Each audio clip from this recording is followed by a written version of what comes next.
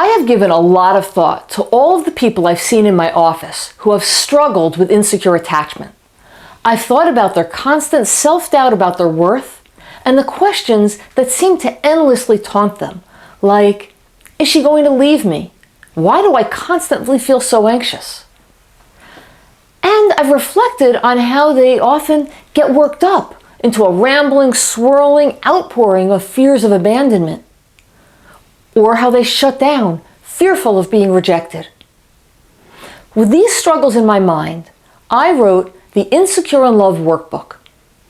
And if you feel insecure, you fear abandonment, feel needy, anxious, or jealous, then my book may be just what you need. My starting point for helping people, both in my office and in my book, is to guide them in developing their emotional self-awareness for their relationship issues. As they do, they often learn that they frequently feel really overwhelmed. They get engulfed by their emotions and can no longer effectively respond to the situation at hand. For example, even when you can intellectually see that your partner is loving or has clearly shown they're faithful, the emotional part of you might have none of that. Instead, you might remain lost to your fears of rejection, jealous thoughts, or intense anxiety. If this sounds familiar, you can help yourself a lot by learning more about how to calm your body's reaction. To this end, my book suggests that you find activities that can calm your distress. Because people are most secure when they can rely on themselves and on others, I suggest you create 2 lists.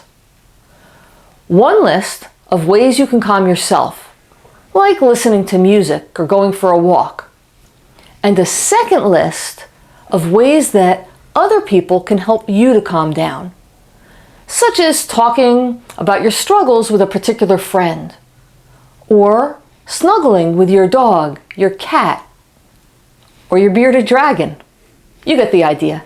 Animals can be the others that you turn to.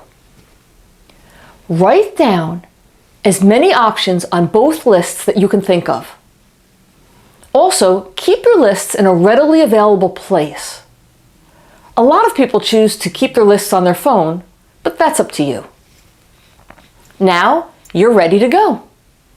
When you recognize that you're feeling overwhelmed by your emotions, pull out your lists and try some of the activities on them. Keep in mind that you may need to use a combination of activities, and that none of them will work all the time, which is why you need options. With practice, you'll learn to calm yourself. Once you're calmer, you'll probably notice that your anxious, insecure thoughts feel less powerful, less absolutely true.